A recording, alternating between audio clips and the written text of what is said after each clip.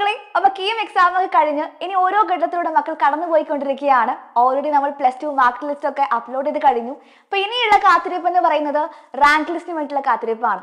അപ്പൊ നിങ്ങൾക്കറിയാം റാങ്ക് ലിസ്റ്റിൽ എവിടെയാണോ മക്കളുടെ ഇടം എന്ന് പറയുന്നത് അതിനനുസരിച്ചായിരിക്കും ഏത് കോളേജിൽ ഏത് കോഴ്സിന് അഡ്മിഷൻ ലഭിക്കുക എന്ന് നമുക്ക് പറയാൻ പറ്റുകയുള്ളൂ. അപ്പൊ നിങ്ങൾ ഒരുപാട് പേര് കോഴ്സുകളൊക്കെ ഓൾറെഡി ചൂസ് ചെയ്ത് കഴിഞ്ഞിട്ടുണ്ടായിരിക്കും. ഏത് കോളേജിൽ അഡ്മിഷൻ വേണമെന്നും നിങ്ങൾ തീരുമാനിച്ചു കഴിഞ്ഞിട്ടുണ്ടാവും.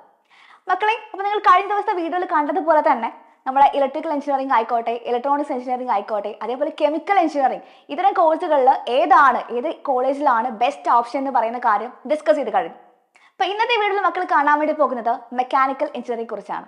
അതായത് മെക്കാനിക്കൽ എഞ്ചിനീയറിംഗ് എന്ന് പറയുന്ന സമയത്ത് ഒരുപാട് പേര് ചിന്തിക്കുന്ന കാര്യമാണ് ബോയ്സിന് മാത്രം ഓപ്റ്റ് ചെയ്യാൻ വേണ്ടി പറ്റിയ കോഴ്സാണ്, ഗേൾസിന് പഠിക്കാൻ കഴിയാത്തൊരു കോഴ്സാണെന്ന് പലരും പറയുന്നത് കേൾക്കാറുണ്ട്.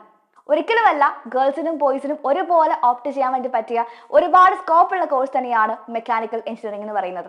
അപ്പൊ നിങ്ങൾ ഓൾറെഡി +1 +2 കഴിഞ്ഞ മക്കളാണ്. +1 മക്കൾ പഠിച്ചിരിക്കുന്ന ഫിസിക്സിലെ മെക്കാനിക്സ് ഓഫ് സോളിഡ്സ്, അതേപോലെ മെക്കാനിക്സ് ഓഫ് ഫ്ലൂയിഡ്സ്, ഇത്തരം ടോപ്പിക്കിന്റെ എക്സ്റ്റൻഷൻ ആയിട്ട് കുറച്ച് അഡ്വാൻസ് ആയിട്ടുള്ള കാര്യങ്ങളാണ് നിങ്ങൾ മെക്കാനിക്കൽ എഞ്ചിനീയറിംഗിൽ ഡീൽ ചെയ്യാൻ വേണ്ടി പോകുന്നത്.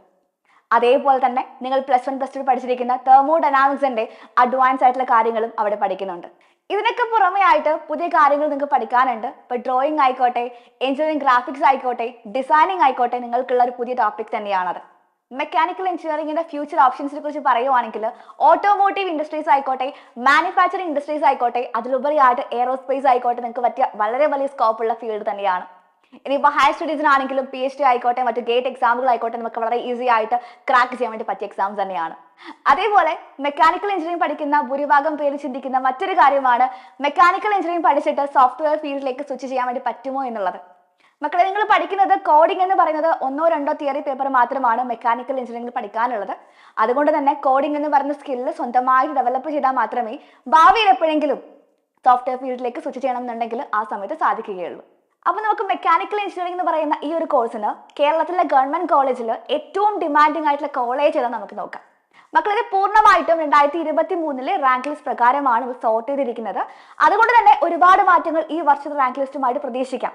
കാരണം കഴിഞ്ഞ വർഷം 20,000 റാങ്കുള്ള ഒരു കുട്ടിക്ക് ഗവൺമെന്റ് കോളേജിൽ സീറ്റ് ലഭിച്ചു എന്ന് വെച്ച് ഈ വർഷം ഇത് ലഭിക്കണം നിർബന്ധമില്ല, ചിലപ്പോൾ ലഭിക്കാം. അപ്പൊ എന്താ ചെയ്യാം, നിങ്ങൾക്ക് ഒരു അനാലിസിസിന് മാത്രമായിട്ട് എടുക്കുക. നമുക്ക് എന്ത് ചെയ്യാം നോക്കാം, എങ്ങനെയാണ് കോളേജിന്റെ ഡിമാൻഡ് വരുന്നത് നോക്കാം. ഫോർ എക്സാമ്പിൾ, ഏറ്റവും ഫസ്റ്റ് പൊസിഷൻ നിൽക്കുന്നത് നിങ്ങൾക്ക് എല്ലാവർക്കും ഒരുപോലെ ഇഷ്ടപ്പെടുന്ന നമ്മുടെ കോളേജ് ഓഫ് എഞ്ചിനീയറിംഗ് ട്രിവാൻഡ്രം. അപ്പൊ മെക്കാനിക്കൽ എഞ്ചിനീയറിംഗിൽ നമ്മൾ സീറ്റിനെ കുറിച്ച് പറയുവാണെങ്കിൽ CETക്ക് 4068 ആയിരുന്നു. കഴിഞ്ഞ വർഷം അവസാനമായിട്ട് പോയ റാങ്ക് എന്ന് പറയുന്നത് 4068 ആയിരുന്നു. രണ്ടാമത്തെ പൊസിഷനിലാണെങ്കിൽ ഗവൺമെന്റ് എഞ്ചിനീയറിംഗ് കോളേജ് തൃശ്ശൂരാണ്. മൂന്നാമത്തേതാണെങ്കിൽ TKM കോളേജ് ഓഫ് എഞ്ചിനീയറിംഗ് കൊല്ലമാണ്. നാലാമത്തെ പൊസിഷനിൽ നമ്മുടെ government engineering college Barton Hills ആണ്. അഞ്ചാമത്തെ പൊസിഷനിൽ MA college of engineering Kothamangalam. ആറാമത്തെ പൊസിഷനിൽ government Rajiv Gandhi institute of technology Kottayam. ഏഴാമത്തിൽ ഗവൺമെന്റ് എഞ്ചിനീയറിംഗ് കോളേജ് ശ്രീകൃഷ്ണപുരം.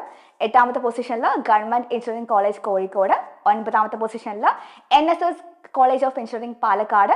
പത്താമത്തെ പൊസിഷനിൽ ഗവൺമെന്റ് എഞ്ചിനീയറിംഗ് കോളേജ് കണ്ണൂരാണ്. ഇതൊക്കെ ഗവൺമെന്റ് എഞ്ചിനീയറിംഗ് കോളേജിലെ ഡിമാൻഡ് വെച്ചിട്ട് മാത്രം ലാസ്റ്റ് റാങ്ക് പോയിരിക്കുന്നത് ഏതാണോ അത് വെച്ച് മാത്രം സോർട്ട് ചെയ്ത ഒരു ലിസ്റ്റ് മാത്രമാണ്. മക്കൾ എന്ത് ചെയ്യുക, നിങ്ങളുടെ സ്വന്തമായിട്ടുള്ള അനാലിസിസിന് മാത്രം ഇത് യൂസ് ചെയ്യാം. അപ്പൊ നിങ്ങൾ ഇപ്പൊ കണ്ടത് ഗവൺമെന്റ് കോളേജിലെ സ്റ്റേറ്റ് മെറിറ്റിന്റെ കാര്യം മാത്രമാണ്. പക്ഷെ ഗവൺമെന്റ് കോളേജിൽ ഉപരിയായിട്ട് നമുക്ക് സെൽഫ് ഫിനാൻസിങ് കോളേജ് ഉണ്ട്, അതേപോലെ തന്നെ കോസ്റ്റ് ഷെയറിംഗ് കോളേജസും ഉണ്ട്. അപ്പൊ കേരളത്തിലെ എഞ്ചിനീയറിംഗ് കോളേജിൽ സീറ്റ് ലഭിക്കുക എന്നുള്ളത് അത്ര വലിയ ടാസ്ക് ആയിട്ടുള്ള കാര്യമല്ല. പക്ഷെ നമ്മൾ ആഗ്രഹിച്ച കോഴ്സിന് ആഗ്രഹിച്ച കോളേജിൽ അഡ്മിഷൻ ലഭിക്കുക എന്നതാണ് ഏറ്റവും ബുദ്ധിമുട്ടായിട്ടുള്ള ടാസ്ക് എന്ന് പറയുന്നത്. അപ്പൊ മറ്റൊരു കോസ്റ്റ് ഷെയറിംഗ് കോളേജിനെ കുറിച്ച് പറയുവാണെങ്കിൽ ഏറ്റവും ഡിമാൻഡിംഗ് പൊസിഷനിൽ നിൽക്കുന്നത് മോഡൽ എഞ്ചിനീയറിംഗ് കോളേജ് തൃക്കാക്കരയാണ്. ആൻഡ് സെക്കൻഡ് പൊസിഷനിൽ SCT കോളേജ് ഓഫ് എഞ്ചിനീയറിംഗ് പാപ്പനംകോടാണ്. ട്രിവാൻഡ്രം തന്നെയാണ് രണ്ടും. ആൻഡ് മറ്റ് സെൽഫ് ഫിനാൻസിംഗ് കോളേജ് മക്കൾക്കുണ്ട്. നിങ്ങൾക്ക് ഇഷ്ടം പോലെ എന്ത് ചെയ്യാൻ വേണ്ടി പറ്റും, ചൂസ് ചെയ്യാൻ വേണ്ടി പറ്റും. ഇതിലൊക്കെ ഉപരിയായിട്ട് മറ്റ് കോഴ്സുകളെ കുറിച്ച് നിങ്ങൾക്ക് ഇപ്പോഴും സ്റ്റിൽ ഡൗട്ടുകൾ ഉണ്ടെങ്കിൽ, കൺഫ്യൂഷൻസ് ഉണ്ടെങ്കിൽ നിങ്ങൾക്കായിട്ട് സൈലത്തിന്റെ കീം ചാനലിൽ ഓൾറെഡി നമ്മൾ സീരീസ് സ്റ്റാർട്ട് ചെയ്തിട്ടുണ്ടായിരുന്നു, എൻ റൂട്ട് എന്ന പേരിൽ. ആ ഒരു സീരീസ് റെഫർ ചെയ്തുകൊണ്ട് അതിലെ വീഡിയോസ് റെഫർ ചെയ്ത് നിങ്ങൾക്ക് എന്ത് ചെയ്യാം, കോഴ്സുകളെ കുറിച്ചുള്ള കൺഫ്യൂഷൻസ് എന്ത് ചെയ്യാം തീർക്കാൻ വേണ്ടി സാധിക്കും. അതേപോലെ മറ്റ് വീഡിയോസുമായിട്ട് നമുക്ക് വീണ്ടും കാണേണ്ടതുണ്ട്. അപ്പൊ നമുക്ക് പെട്ടെന്ന് തന്നെ റാങ്ക് ലിസ്റ്റ് പ്രസിദ്ധീകരിക്കുമെന്ന് വിശ്വസിക്കാം. അപ്പൊ എല്ലാവരും എന്ത് ചെയ്യുക, കൂടുതൽ വീഡിയോസിനായിട്ട് കാത്തിരിക്കുക. Stay tune for more updates. Thank you.